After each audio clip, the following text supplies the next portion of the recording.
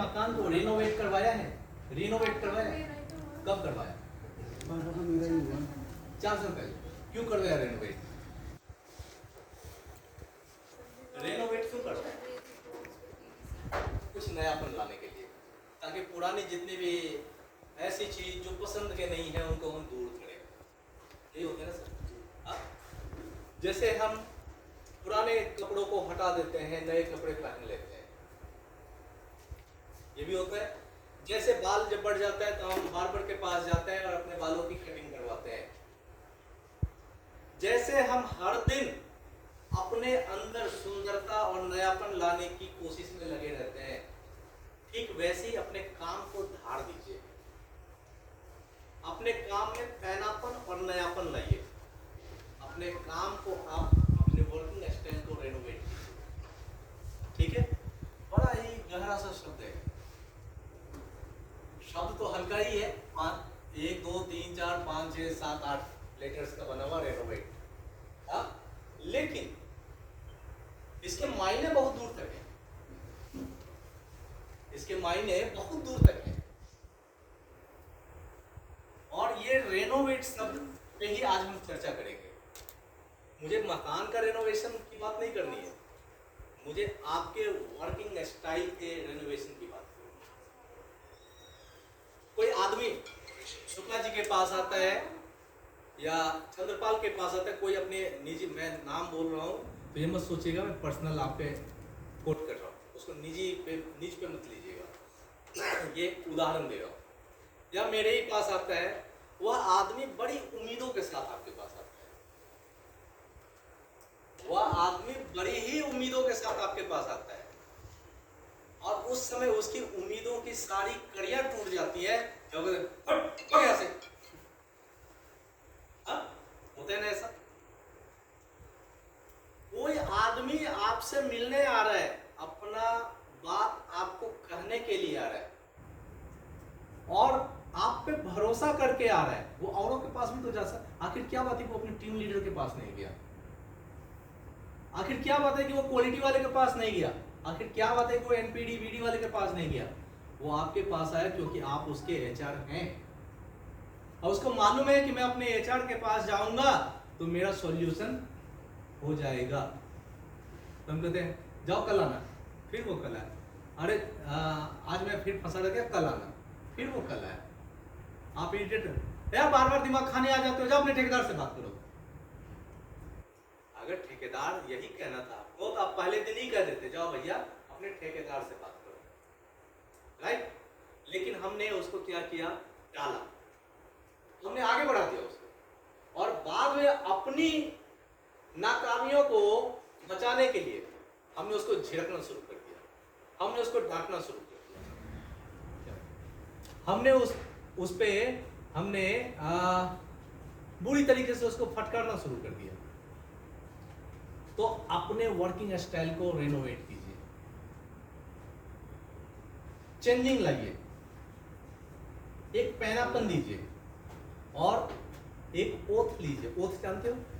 शपथ। एक ओथ लीजिए कि मैं अपने काम को आज ही निपटा दूंगा। एक जो वर्कर्स आपके पास आता है उसकी गिनती से, मैंने पीछे भी कहा था, कुछ ही उम्मीदें होती हैं। मेरा अकाउंट खोल दो ना सर, मुझे यूनिफॉर्म दे दो ना सर, मेरा पंचिंग ठीक करवा दो ना सर। है? आता है सर, मेरा पीएफ, केवाईसी, यूएन सब के बारे में सही से अपडेट कर दो ना, मुझे ईएसआई कार्ड दे दो ना। क्या वो आपको कहने आता है कि मुझे रसगुल्ला दे दो ना? वो क्या है? क्या वो कहता है कि सर अब ठंड आ रही है, मुझे एक फर्स्ट क्लास ब्लेजर दे दो? बोलता है कभी? क्या वो कहता है कि सर सोनीपत जिले के महंगे सैलून में ले जाके मेरे बालों की कटिंग करवा दो? कभी कहता है? नहीं कहता। वो आपसे इन 3-4 चीजों की ही उम्मीद करता है, और टाइमली सैलरी दे दो ना।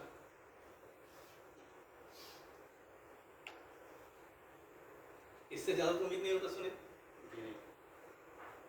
आप टाइमली सैलरी देते हैं, सैल्यूट है आपको, चाहे ठेकेदार हैं या एचआर हैं, आप टाइमली सैलरी देते हैं, आपको सैल्यूट है।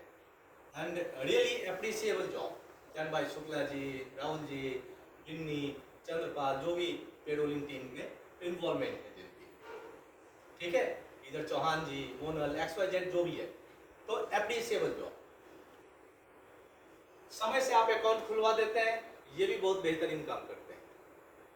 अगर नहीं खुलवाते हैं तो सोचिए कि मैं क्यों नहीं खुलवा सका, क्यों नहीं खुलवा सका। इसका दो ही रीजन होता है, उसको मैं आगे करूंगा। यूनिफॉर्म आप समय पे दे रहे हैं कि नहीं दे रहे हैं? आप दे रहे नहीं है और कहते हैं फ्री में यूनिफॉर्म, फ्री में यूनिफॉर्म, उसके पैसे कैसे काट लेते हैं? होता है ना सर अंग्रेज। क्रिएट ही मत होने दीजिए। आप पंचिंग भी सेम डे करवाते हैं, हाँ, ये भी सैल्यूटेबल जॉब है, done by Sumit, done by Rohit, Ravi और अक्षय। ये नाम नहीं लूंगा, तुम मैं बोलता हूँ, पंकज हो या नया हो। अब दो चीज जिसके लिए तरसते हैं, जिसके लिए रोते हैं वो, ठीक है, पीएफ, ईएसआई। उनका वो है ना, चलता है। आपको तो मालूम है कि आप सबों को पीएफ दे रहे हैं यहाँ, जितने भी आपके साथ काम कर रहे हैं ब्लू कलर्स, आप सबों को पीएफ दे रहे हैं, ये तो मालूम है। कोई ऐसा है जिसको नहीं मालूम है? हम सबों को सर फ्लोर पे जितने भी लोग हैं, हम क्या करते हैं, पीएफ देते हैं। हम ईएसआई भी देते हैं, राइट और रॉन्ग? और आपके मैट्रिक्स में भी है पीएफ नंबर, यूएन नंबर है ना डाला हुआ, और सरल में भी है सर, है, ठीक है, समझते हो ना? भारत सरकार ने यह भी कहा है कि 7 दिन के अंदर आप या 10 दिन के अंदर आप ईएसआई जनरेट करना आपके लिए नितांत जरूरी है, राइट? सही बोल रहा हूं? हाँ जी गौरव, भारत सरकार ने कह रखा है ना कि आपको 10 दिन के अंदर ईएसआई जनरेट करना है, ज्वाइनिंग के 10 दिन के अंदर। Same as for PF also, PF के लिए भी आपको यूएन तो सेम डे आप जनरेट कर सकते हो ना, ओके। तो मेरे पास फोन आया कि सर मुकेश जो है ना, मेरा पीएफ का नंबर ही नहीं दे रहा है। मुकेश का नाम आया तो मैं समझ गया वो तो जादू आया कि नहीं। तो फिर आया कि सर लोकेश मुझे दोहरा रहे हैं, वो मुझे ईएसआई नहीं दे रहा है, XYZ कारण कुछ भी हो गया। ये नहीं कहता कि तुम काम नहीं करते हो, तुम अगर काम नहीं करते तो फिर इसका यूएन कैसे जनरेट हो जाएगा? तुम अगर काम नहीं करते हो तो उसका केवाईसी कैसे अपडेट हो जाएगा?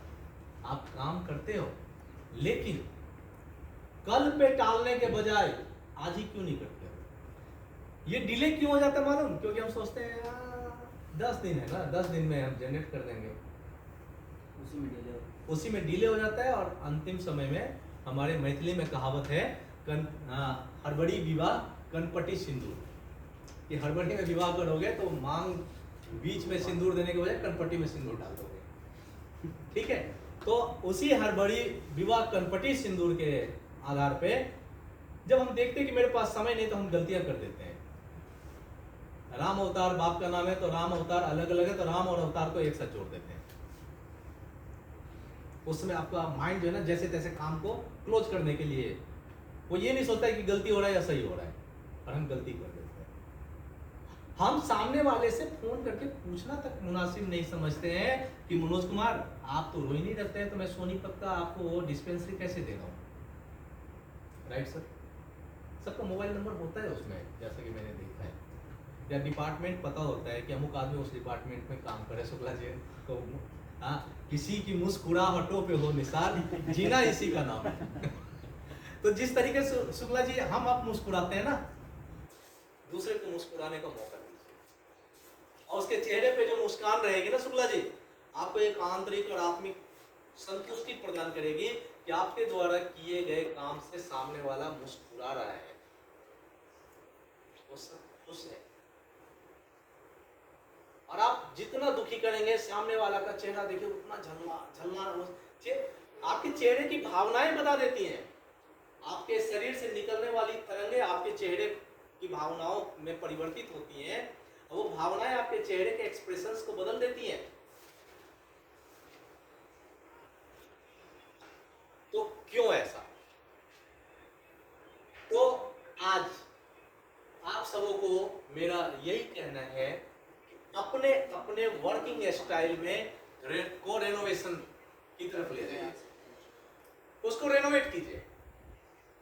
हम क्या कर रहे हैं, कैसे कर रहे हैं, किस तरह से कर रहे हैं, क्यों कर रहे हैं। किसी भी काम के 3-4 क्वेश्चन ही होता है, हाउ, कैसे, व्हाई, क्यों और किस लिए। ठीक है, किसके लिए हम कर रहे हैं, क्या ये हमारे एमडी के लिए कर रहे हो ये पीएफईएसआई का काम, बोलो जी। एमडी के लिए नहीं कर रहे हो, मेरे लिए कर रहे हो, आप अपने लिए कर रहे हो, बिल्कुल नहीं। आप अपने साथ काम करने वाले उन सहकर्मियों के लिए कर रहे हैं, राइट। वेयर, व्हेन, ये 5 ही पायदान है किसी भी काम, किसी भी असाइनमेंट के लिए। और हु, कौन कर रहा है, कब कर रहा है, कहां कर रहा है, किसके लिए कर रहा है, क्यों कर रहा है और कैसे कर रहा है। इतनी चीजों को अगर आपने रेनोवेट बार बार किया, तो कहावत है कि रसरी आवत जागते सिल पर परत निशान, करत करत अभ्यास ते जड़मती होत सुजान, रसरी आवत जागते सिल पर परत निशान। ठीक है, अब मैंने कहा सिल तो राजेंद्र माथा छोड़ है, निशान तो नहीं पड़ गया, वो सिल होता है। सिल मतलब होता है पत्थर। रस्सी और पत्थर दोनों में मजबूत कौन होता है, पत्थर होता है। लेकिन आपने कुएं पे देखा होगा, कुआं देखा है किसी ने, रस्सी से जब पानी खींचते खींचते खींचते खींचते पत्थर घिस जाता है, निशान पड़ जाता है। रस्सी ने पत्थर को घिसने पे मजबूर कर दिया,